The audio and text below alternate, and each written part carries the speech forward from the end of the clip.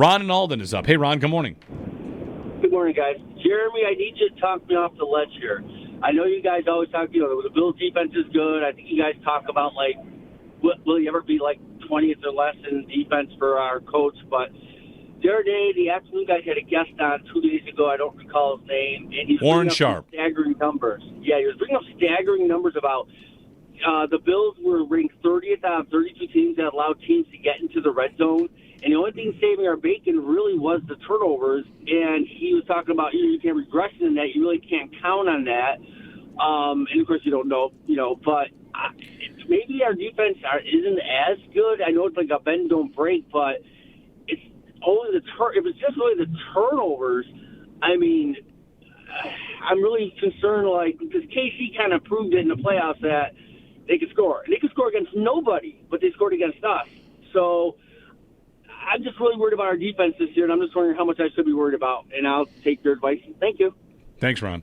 Yeah, we played that clip from Warren Sharp, and I don't know. I know you say talk you off a ledge. I feel like that was all common knowledge. Yeah. The defense did not have a great year, but it was held up by turnovers, and they were able to get turnovers and get big plays and be a big play defense, and because of that, they ended up having a fine season. But overall, the defense. Overall, the defense was kind of weak. And last year's a great kind of fork in the road for has McDermott really had the horses to do it on defense? It is one of the fascinating things I think about this team. And if you want to really get into McDermott and Beane, all right, let's go somewhere here. When Beane came on and, we got in the dust up after the draft, and he's like, it's the defense, it's the defense, it's the defense. It always strikes me that if you blame the defense, who do you blame? McDermott. It's his defense. Mm-hmm. Who built it? Beane built it. Beane built it. He's sitting here talking about how the defense is the problem, and it's one of my favorite memes out there. The guy in the hot dog suit from I Think You Should Leave. We're all trying to find the guy that did this. You built this defense. Mm-hmm. And we had a little conversation in the YouTube chat earlier today. I was going back and forth with a couple of guys. The idea that the Bills saw the Eagles and thought, you know what we got to do? We got to invest in the defensive line. We got to get to the passer. That's been what they've done the whole time. Mm-hmm. They've never thought that wasn't the way to do it. Correct. They drafted Rousseau and Basham first and second round picks. Epinesa a second round pick. That's 2 years Oliver where in the top 10. Oliver in the top 10. Yep. Von Miller signed. Constantly signing defensive ends, defensive tech, mercenaries at that position.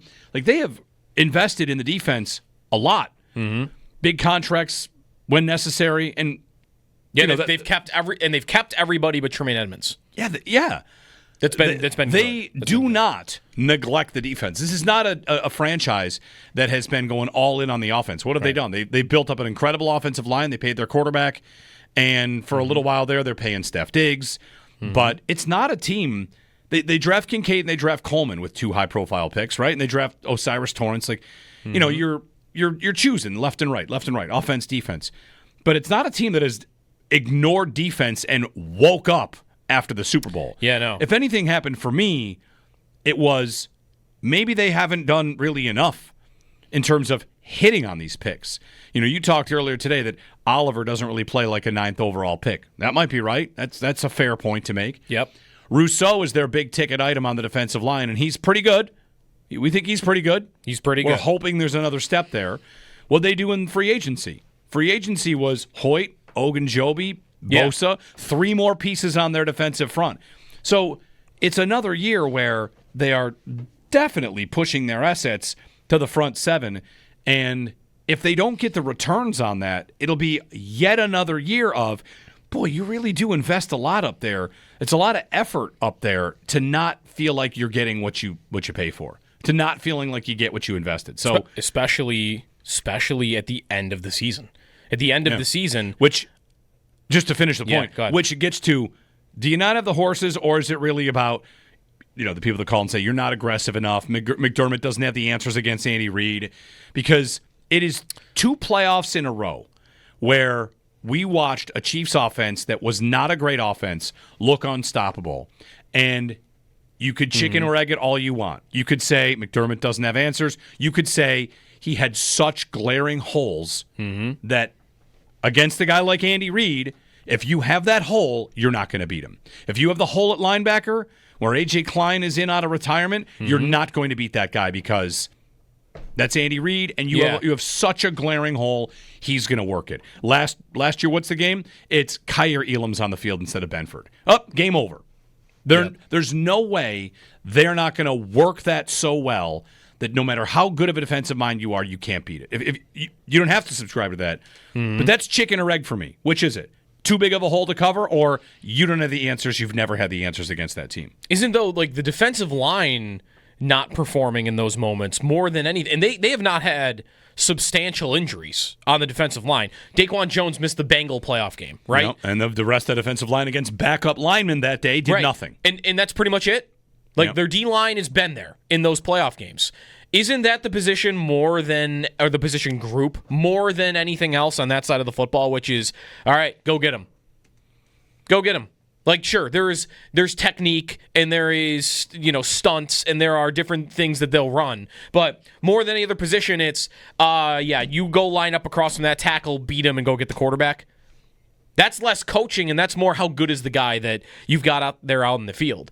And I looked up some numbers on the pressures that defensive linemen on the Bills have gotten in the playoffs. And did you know that Jerry Hughes is still their leader in pressures by a wide margin in playoff games under this coach? He has 18 pressures in 7 playoff games. Ed Oliver has 12 in 13 playoff games. Yeah. Milano is second, actually, on this team with 12 and 11. Rousseau's got 9 pressures in 9 games in the playoffs. Epinesa has 6 in 12. This is your problem. Yeah. Your problem is the guys that you're investing in are not getting to the quarterback. The most effective pass rusher they've had in this era of football, they inherited. They just kept them around. So that's the problem. And again, I shouldn't put none of that on the coach, but I do feel like that position group is less about the coaching element than the position groups that are behind them. Yeah. Secondary, linebacker, nickel. It's the defense. It's the defense. I don't think anybody would disagree with that. The whole thing about should they have added more at receiver, should they have drafted one, was never about instead of attacking the defense. We spent a lot of the offseason talking defensive ends specifically and what they can do to get a pass rush. And that's where the Bosa idea, I think a lot of people like that as a gamble. All right, you couldn't go out and get a $30 million guy. How about a guy for 12 and you hope he's healthy? To me, it's a good gamble. It's a good risk. And if it doesn't work out, you're kind of where you were before. Vaughn's out there looking for a job. He was your number 1 pass rush win rate guy last year. He was number 1, by a lot. Limited snaps, different job, different assignments, but I don't know, am I concerned about the defense this year? That depends. It depends on... That depends. Am I concerned the defense is going to stop them from getting the 1 seed?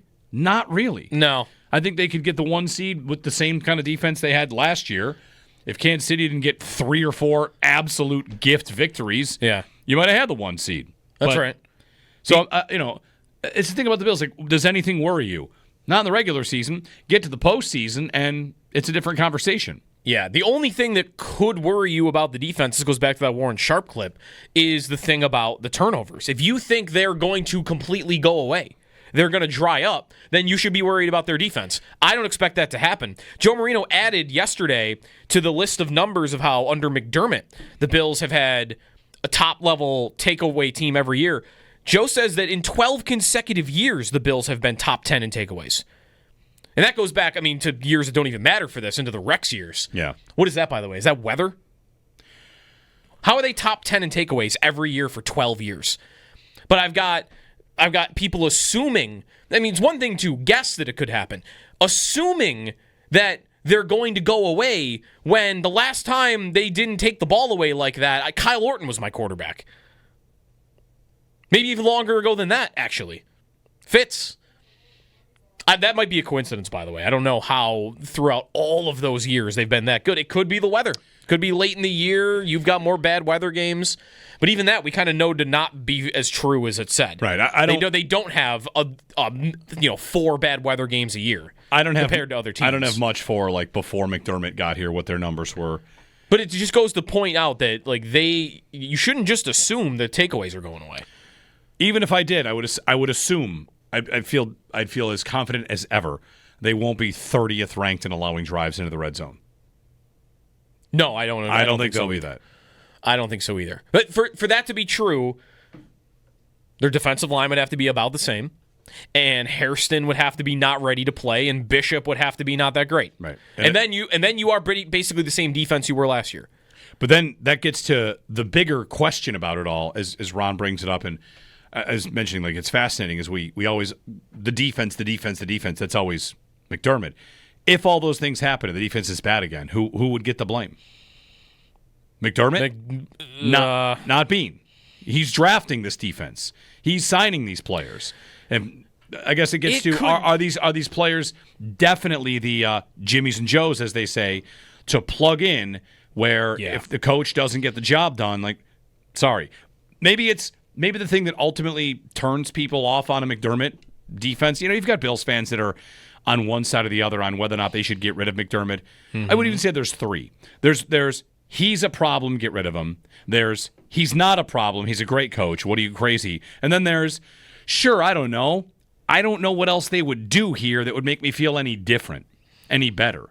Yeah. Who am I supposed to get instead? I saw a ranking of NFL coaches recently. Again, it's ranking season. And McDermott came in 12th. But that was tier 1. There were 12 coaches on tier 1. It's a pretty big tier. That seems pretty big tier. Half the league can't be tier 1. Well, that's what they did. Half the league could be tier 1. It really could be that the good coaches are the ones that have awesome quarterbacks.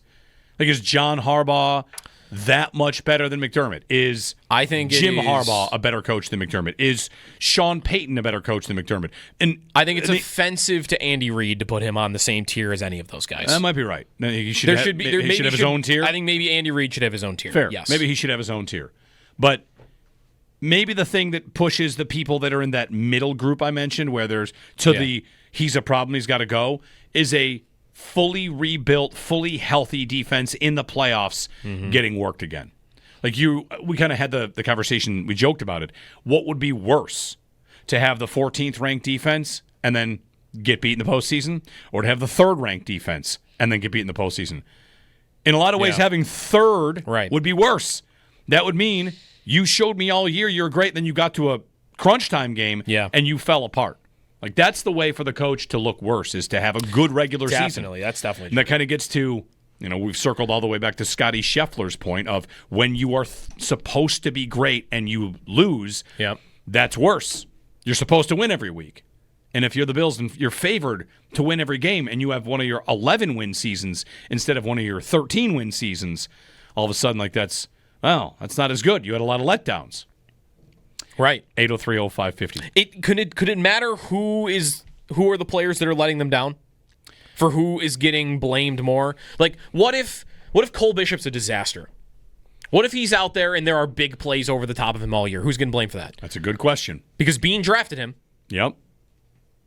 What if Maxwell Hairston is getting beat? These are good questions. Like, I do wonder if it matters who it is. I think that could get the GM getting a bigger piece of the blame than what it usually is, which is that it's all about the coach. I just think that it's most likely that if the defense is a problem, and no matter who it is, the buck stops at McDermott, right or wrong. That's where the fans tend to land. Yeah, is you're a defensive head coach. I'm on year what, and I'm not getting what I need when it counts. Mm-hmm. And that could be reverberations and aftershocks of, sorry to mention it, but that could be that people still 13 seconds lives, and like that is the opening chapter of the book. We got to that moment, and that happened. So everything after comes after that first chapter in the book. Mm-hmm. Maybe even the Houston game is the first chapter in the book. You had what lead in that game? 16. Was it 16? I think it was 9. Wasn't it 19-0? I thought it was 19. I don't know if it got the 3 scores. But was it going to be 19 when the kickoff return at the start of the second half 26 happened? And then they took it off the board? So anyway, a lot of that is to say, right or wrong, perception is reality in a lot of this. What do people feel about this? How do people think about this? And I tend to think that when it comes to the defense let them down, that it is 5-1 coach over GM is why that happened. 5-1. But maybe I'm wrong about that.